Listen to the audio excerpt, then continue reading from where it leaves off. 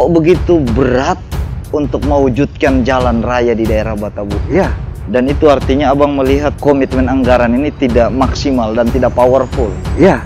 Sebab apa? Ini antara lain untuk menjawab rentang kendali yang kita cita-citakan dulu. Apa kata Pak almarhum Pak Syukur? Ya. Kalau bukan pemekaran kita tahu Waiteba di mana. Oke. Kalau di bidang kesehatan gimana, Bang? Kalau kesehatan saya kira ini patut menjadi perhatian utama. Apa yang jadi Yang masalah? saya tahu betul soal kesehatan itu adalah rumah sakit. Karena itu harus dilakukan koreksi total.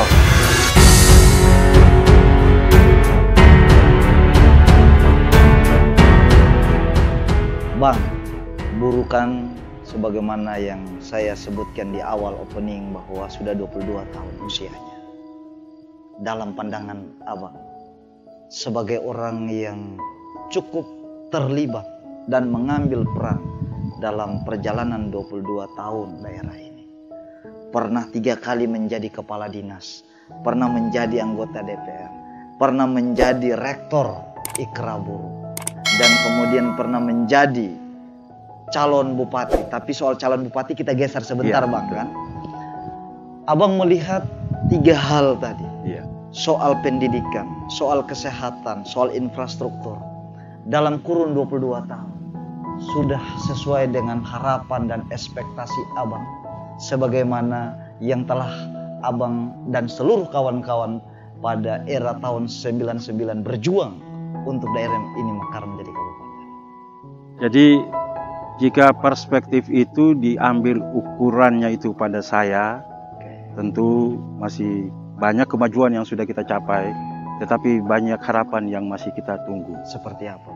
Dari situ pendidikan misalnya, soal jumlah distribusi tenaga. Soal Tenaga guru ya, tenaga pengajar ini. Oke. Tenaga pengajar ini yang pertama kita mengambil peran penting pada tahun 99 selesai pemekaran 2000. 2000 pertama itu saya ditanjang oleh Pak Dudi Sangaji, pejabat pada saat itu. Sebagai kepala Bapeda dia tanya, Pak Jun, saat itu abang menjadi kepala Bapeda kan, ya. di awal-awal. Jadi memang sangat luar biasa peran saya pada saat itu. Oke. Berganda-ganda gitu. Sebagai kepala Bapeda, sebagai ketua PPLD, dan juga sebagai macam-macam. Pokoknya luar biasa untuk urusan peran. Itu, iya peran itu. Dalam Jadi, satu hari bisa bergerak dalam 3 peran sampai 4 peran. Oke, lanjut. Kemudian Pak Dudi pada saat itu bertanya, Pak Jun, kita membangun buruh dari mana? Saya bilang kita mempersiapkan sumber daya manusia. Lalu kemudian pada saat itu beliau ajak kalau begitu kita ke Jakarta. Lagi-lagi ke Jakarta kita mau membangun APBD pada saat itu dengan anggaran bukan APBD, dana perbantuan 37 miliar. Lalu kemudian beliau menyampaikan ini bagaimana caranya. Dulu itu belum namanya APBD. Belum. Karena Masih APBD dana... kan harus dibahas melalui DPRD. DPRD kita belum ada pada saat itu. Tahun 99, 2000, 2001, 2002 baru DPRD terbentuk. Jadi pada saat itu dana perbantuan. Baru pertama dengan 37 miliar dan kemudian beliau bertanya lebih lanjut, bagaimana soal komunikasi kita kira-kira seperti ini. Saya bilang, kalau pola komunikasi kita kan saya sebagai alumni HMI punya jaringan di Kahmi dan itu ada di Bappenas. Dan beliau ajak. Kita 2 pergi sampai ke sana, ketemulah salah satu deputi yang kebetulan orang Makassar. Ketemu dengan deputi orang Makassar dan di situ kita teringat apa yang disebutkan oleh Pak Jenderal M. Yusuf ketika mau membangun kesehatan dulu. Dalam kutipan saya menangkap itu, beliau mengatakan ini ada gubernur dari Sulawesi datang untuk kepentingan pendidikan. Lalu datanglah bantuan untuk rumah sakit dan kesehatan di Sulawesi yang cukup luar biasa. Dan inilah kita datangi kepada beliau. Dan akhirnya beliau menjanjikan untuk membantu. Dan akhirnya kita dapat 30 miliar pada saat itu. Di saat itulah beliau setelah bertanya di lantai 7 beliau tanya kita membangun buruh dari mana. Saya menjawab kita memulai dari sumber daya manusia. Lalu kemudian langkahnya bagaimana, saya bilang langkahnya kita ke Dikti pada saat itu. Jadi ini sekaligus nanti embrio masuk ke Ikra. Fokus kita, tapi itu menjadi bagian untuk menjawab perspektif kita mengenai pendidikan tadi. Lalu kemudian setelah sampai di sana, beliau menjelaskan karena situasi begini, bikin saja punya daerah, nanti kita bantu tenaga, kita bantu ini, kita bantu ini, kita bantu ini. Kemudian proses itu dia berlangsung, lalu Pak Dudi sudah menyepakati bahwa kita akan bikin punya daerah. Kebetulan sebagai kepala Bapeda mendesain anggaran dan seterusnya di situ. Nah, setelah kembali, situasi belum terlalu begitu baik, lalu kemudian datanglah tawaran pikiran kepada beliau, Pak Dudi. Pak Dudi, kemudian ada baiknya kita bekerja sama dengan UMI Makassar. Bang, saya potong di situ, Ya. Bang. Saya kepingin Abang menjelaskan terkait dengan perjalanan 22 tahun Iya. kabupaten ini. Tentu dari 3 aspek Iya, besar, soal iya. pendidikan, soal kesehatan, Iya. dan infrastruktur. Iya. Sebagaimana tadi saya jelaskan bahwa Iya. Abang cukup punya banyak peran. Iya. Tentu itu menjadi referensi Iya. buat saya untuk kemudian banyak hal yang akan saya kepingin gali dari Iya. Abang. Saya kepingin Abang out of the box lah Iya. keluar untuk bisa melihat perjalanan 22 tahun daerah ini. Iya. Terutama dari aspek pendidikan, kesehatan, dan infrastruktur. Lagi-lagi saya harus mengulang, menurut Abang soal pendidikan bagaimana? Iya. Karena keterbelakangan itulah maka kita jawab dengan membuka perguruan tinggi. Perguruan tinggi itu telah melahirkan ratusan guru, dan guru-guru itulah mengabdi pada daerah-daerah terpencil untuk menjawab persoalan utama tadi. Itu artinya Abang melihat bahwa hari ini soal pendidikan tidak ada masalah? Saya kira kalau soal jumlah distribusi tidak ada masalah. Tetapi ada hal yang harus kita sinkronkan pada uraian tugasnya. Oke. Saya mengambil contoh, misalnya saya orang yang mempersoalkan dulu mengenai guru garis depan, Oke. GGD. Oke. Karena apa? By name by address. Oke. Si Fulan bin si Fulan itu ditugaskan di Danau Rana, dia harus ada di sana. Oke. Karena dia dibayar kompensasi tunjangan daerah terpencil. Oke. Mari kita evaluasi sekarang. Oke. Sekarang mereka itu ada di mana? Oke. Ini harus kita lakukan. Dan Abang melihat? Ada, pasti ada, sudah terjadi pergeseran-pergeseran. Oke. Sudah terjadi pergeseran. Walaupun kita belum memiliki data yang akurat, Oke. tapi saya yakin dan percaya Oke. ada data yang bisa dibuktikan, ada terjadi pergeseran, baik disebabkan karena satu dan lain sebab, Oke. sehingga terjadi pergeseran-pergeseran itu. Itu yang pertama. Yang kedua, pengalokasian guru dengan menarik kembali kewenangan SLTA pada provinsi. Itu sebenarnya menjadi bagian daripada mengurangi anggaran kita, APBD kita. Karena mereka bekerja di sini tapi bayarnya di provinsi. Oke. Nah, itu berarti APBD masih bisa digunakan. Oke. Kalau tadi pada pemenuhan tenaga dalam bentuk jumlah, Oke. maka sebenarnya harus ditingkatkan pada peningkatan kualitas dan kompetensi.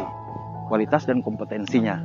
Nah, kalau sudah sampai pada tingkat kompetensinya, sudah dengan baik, maka saya kira perlahan tapi pasti akan terjadi perubahan yang cukup sangat berarti. Dan hari ini kalau kita melihat pada aspek pendidikan telah terjadi perubahan yang cukup baik. Saya kira walaupun di sana sini ada kekurangan, tapi secara menyeluruh saya kira pendidikan hari ini jauh lebih baik dari hari-hari sebelumnya. Ya, pendidikan itu baik formal maupun informal dan non formal, PAUD-PAUD yang menjadi embrio itu tumbuh di mana-mana. Karena saya kira hal yang sangat penting dari pendidikan dasar anak-anak prasekolah ini. Kalau anak-anak itu sudah diajak berkelompok, maka kebiasaan berkelompok itu dia masuk di tingkat yang paling dasar SD, dia sudah terbiasa dan seterusnya, dan saya kira itu akan jadi baik. Itu. Kalau infrastruktur, saya kira di sana sini masih kekurangan. Seperti apa, Bang? Misalnya saja jalan dan jembatan, pengalokasian anggaran. Saya terlibat sebagai ketua komisi C pada saat itu. Misalnya saja soal Batabual, saya terlibat. Kita apa turun. penyebab Batabual sampai detik Ya. ini belum terakses secara baik? Jadi saya kira yang pertama pada komitmen anggaran. Nah, dulu solusinya sebenarnya setelah saya memimpin tim ke kementerian, strategi kita pada saat itu sebenarnya merubah status, menurunkan status. Ya, jadi kita punya status misalnya status pusat yang di Jakarta itu, yang dari Namrole sampai dari Namrole sampai ke Mako itu diturunkan statusnya menjadi jalan provinsi.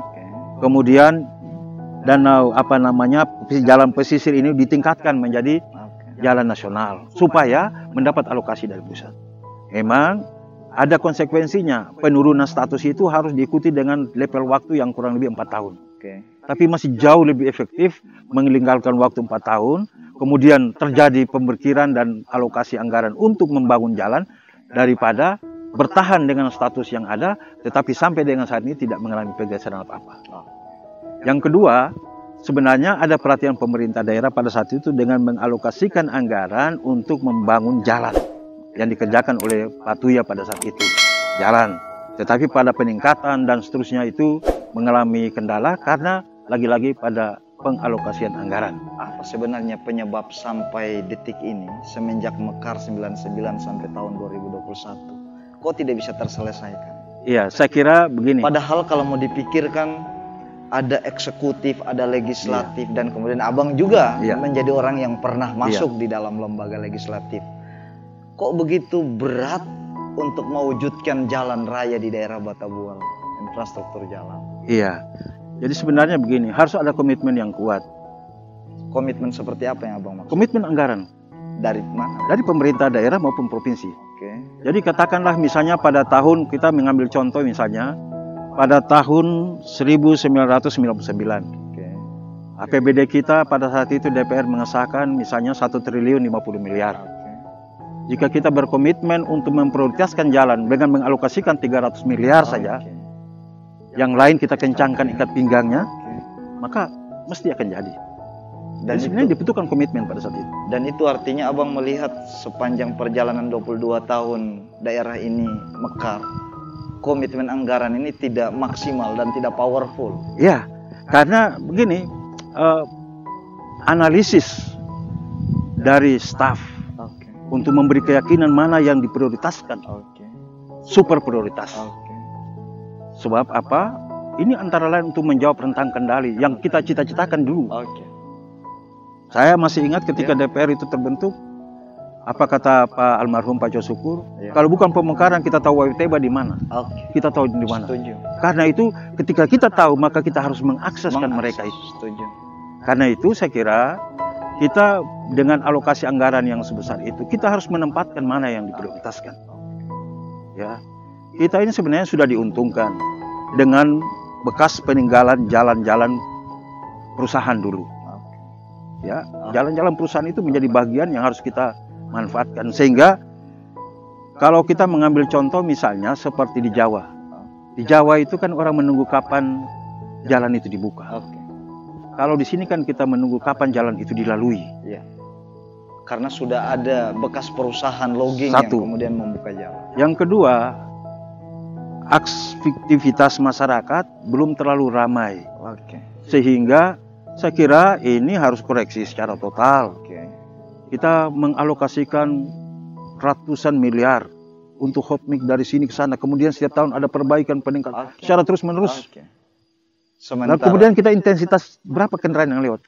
Nah kalau itu berkaitan dengan status, maka tadi kita kembali kepada hal yang utama. Kita turunkan status dia dari jalan nasional, dari kita turunkan status jalan provinsi itu kita naikkan menjadi jalan nasional. Sehingga jalan nasional itu dia bisa mengakses. Dan saya kira jauh lebih efektif membuka keterisolasian di pantai ini karena banyak potensi ekonomi yang bisa diangkut. Menurut abang wewenang siapa yang bisa menurunkan status? Wewenang itu wewenang pusat, tapi mekanismenya dari bawah. Kita mengusulkan penurunan dan peningkatan status itu, kita usulkan melalui sebuah mekanisme, dan kemudian ada level waktu kurang lebih 4 atau 5 tahun itu. Abang melihat selama yang abang ketahui dalam perjalanan 22 tahun? Saya kira saya tidak melihat ada pengusulan status pada saat itu. Kalau saya tahu, maka kita harus ikuti. Tahu berapa diusulkan dan bagaimana tindak lanjut sehingga ketentuan itu harus dipenuhi. Jadi begini, yang pertama itu kita membangun di kawasan timur, khususnya di sini, itu harus atas dasar kemanusiaan.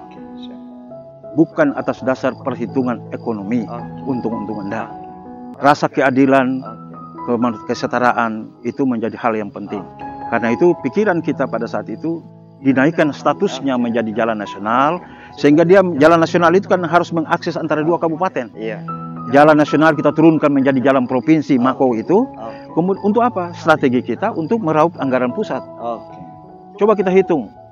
Mulai dari terakhir dari dari Metar sampai ke Namrole. Sepanjang itu tidak ada potensi ekonomi yang bisa digerakkan.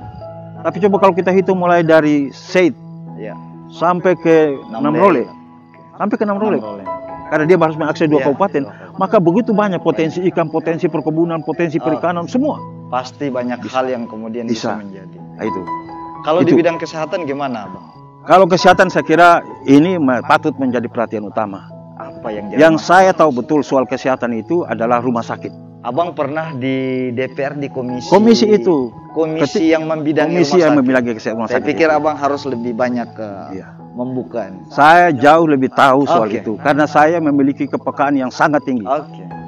Kalau ada kunjungan kerja atau itu, saya kira kalau 5 orang tidak ada yang pergi, saya pergi. Salah satu yang menjadi penyebab alasan buruh mekar dan diperjuangkan oleh abang Dan teman-teman. teman-teman yang Iya, lain, iya. salah satunya kan problem kesehatan, Kesehatan, Bang. iya. Dan buruh sudah 22 tahun. Iya. Dan abang melihat banyak masalah di sana. Iya. Masalah seperti apa, Bang? Yang pertama, kita lihat soal statusnya. Oke. Berdasarkan ketetapan Kementerian Kesehatan, Oke. rumah sakit buruh itu ditetapkan sebagai rumah sakit tipe D. Oke. Pemerintah daerah menetapkan rumah sakit Namlea itu sebagai rumah sakit tipe C Oke. karena kewenangannya. Oke. Kemudian Gubernur Maluku pada tahun 2015 menetapkan rumah sakit Namlea itu sebagai rumah sakit rujukan tipe B. Oke. Stratifikasi pada 3 tingkatan ini di rumah sakit yang sama, Tapi statusnya berbeda. ya, statusnya berbeda. Oke. Satu rumah sakit, Oke. 3 status yang. Oke. Sebenarnya bagi saya itu peluang Oke. dengan menempatkan rumah sakit pada posisi rumah sakit tipe C, Oke. kemudian tipe B. Oke. Maka perencanaan itu harus mengikuti pemenuhan standarisasi dari tipe itu. Oke. Tetapi selama 5 tahun yang lalu tidak pernah ada itu. Dia tetap ada pada posisi tipe tipe D. Kemudian Bang, ketik sebentar saya potong di sini. Ini kan netizen ini kan pada bingung ini Iya. kan.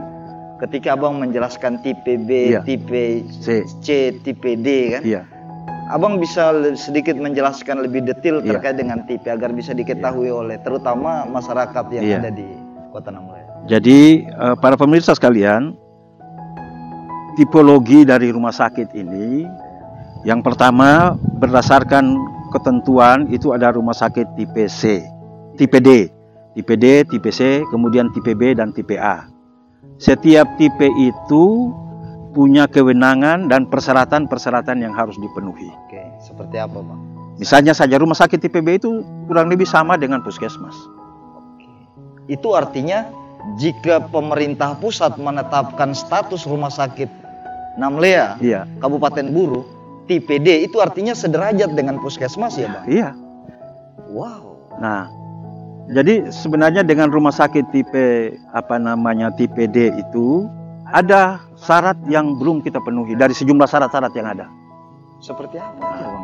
Syarat-syaratnya secara teknis saya kira ada referensinya, tetapi prinsipnya itu bahwa tidak ada langkah terobosan direktur Oke. untuk memenuhi, bekerja sama dengan berbagai pihak lainnya untuk memenuhi apa yang dipersyaratkan Oke. untuk bisa bergerak dari tipe C, tipe D ke tipe C. Oke. Tipe C kan kita sudah punya, Oke. payung hukumnya sudah punya. Oke. Tapi sekarang pengakuan itu harus diberikan oleh dari Kementerian Kesehatan. Kementerian Kesehatan yang punya Untuk memberi pengakuan itu maka syarat-syarat ini harus dipenuhi. dipenuhi. Antara lain berapa banyak dokter spesialis, Oke. ini tenaga dan dia punya laboratorium, dia punya dan itu persyaratan. Dan abang lihat hari ini masih jauh. Saya kira masih belum karena sampai sekarang belum bergerak tipenya. Oke. Kemudian yang ketiga ada rumah sakit tipe C, tipe B. Tipe B. Rumah sakit tipe B itu berdasarkan rapat kerja kita dulu Oke. di di Langgur. Oke. Saya tim perumus karena saya banyak menyampaikan pikiran berdasarkan pengalaman di lapangan dan juga hasil koordinasi. Oke. Saya kira jika ada anggota DPRD pada saat itu yang intens berurusan di kementerian, saya kira saya yang lebih intensif dari mereka yang lain. Bukan subjektivitas tapi ini bisa dibedah gitu. Dan karena itu ketika di Langgur 2015 lahirlah pikiran bersama agar supaya ada rumah sakit yang dijadikan sebagai rumah sakit rujukan. Oke. Nah, penempatan rumah sakit rujukan dengan kualifikasi dan kewenangan. Rumah sakit tipe B harus diberikan izinnya oleh gubernur. Oke. Untuk mencapai rumah sakit tipe B itu syarat-syaratnya harus dipenuhi ini dan seterusnya. Nah, sekarang kita lihat berapa banyak anggaran yang dikeluarkan untuk pembiayaan tenaga dokter spesialis, dan kemudian mereka tidak menetap di sini. Ini harus kita cek.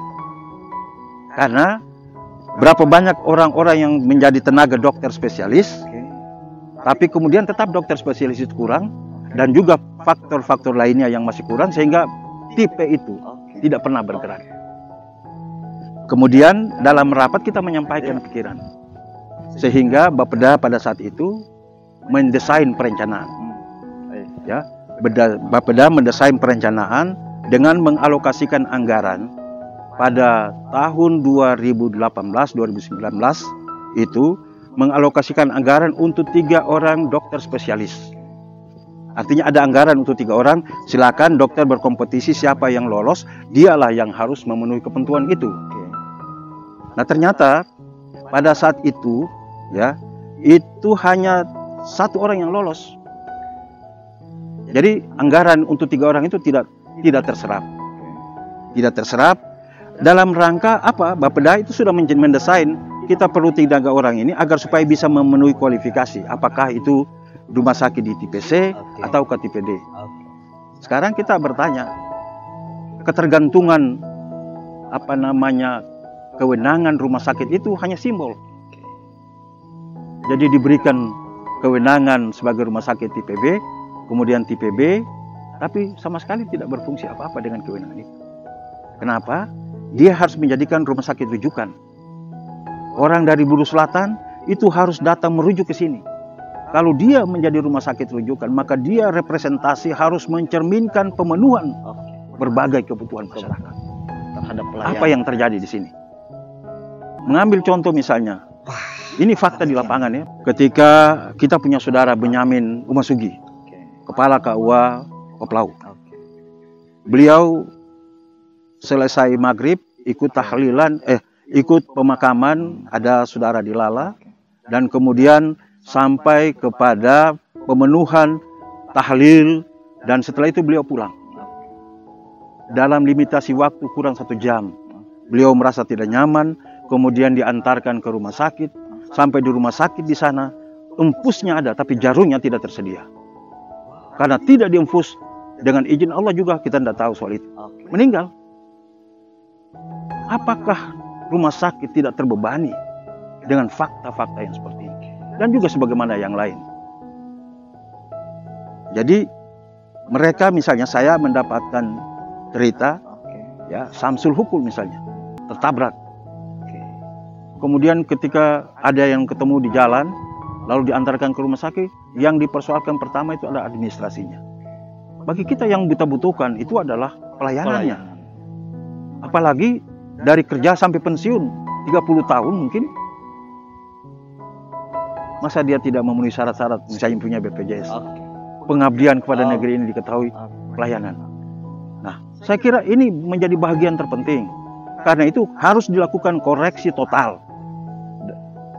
ya, koreksi total terhadap manajemen, ya, manajemen pada rumah sakit dan juga dinas dinas kesehatan, ya. Sebab ini menjadi bagian yang tidak bisa dipisahkan. Ada misalnya saja aliran dana yang berkaitan dengan BPJS. Nah, apakah itu BPJS itu kan harusnya ke rumah sakit. Tapi pada pengalaman-pengalaman yang lalu dia harus stasioner dulu pada kas daerah. Bisa terjadi penggunaannya menjadi kepada yang lain sesuai dengan prioritas. Nah, karena itu saya kira ini yang harus dilakukan pembenahan yang sungguh luar biasa. Kemudian tenaga-tenaga yang ada, komitmennya ini harus dilakukan. Sehingga pembenahan ini harus dilakukan. Kemudian ada syarat-syarat yang harus dipenuhi. Soal birokrasi misalnya, soal kepangkatan misalnya, soal kompetensi misalnya. Ini yang saya kira menjadi begitu penting. Makin hari orang makin peka dengan situasi yang ada. Orang makin mengkritisi, tetapi belum berani orang untuk mengungkapkan berbagai hal-hal yang ada. Saya kira dari waktu ke waktu pembenahan ini harus dilakukan sehingga kepuasan masyarakat. Yang pertama itu harus sehat dulu. Ya. Orang tidak mungkin mengikuti pendidikan sampai ke luar daerah sana kalau dia berada dalam posisi yang kurang sehat. Karena itu sehat. Kesehatan itu menjadi pilar utama pemenuhan hak hidup sebagai warga negara. pengalokasian anggaran harus diprioritaskan utama pada pendidikan, pada kesehatan, dan terutama sekali itu adalah infrastruktur. Jadi 3 hal ini yang menjadi begitu penting. Karena itu saya kira harapan ini adalah menjadi harapan banyak orang. Percakapan ini adalah menjadi percakapan banyak orang. Dan kita temukan ini ketika pada waktu pemakaman Pak misalnya Benyamin Umasugi itu sungguh luar biasa. Beliau dalam keadaan sehat, ya musbabnya. Ya.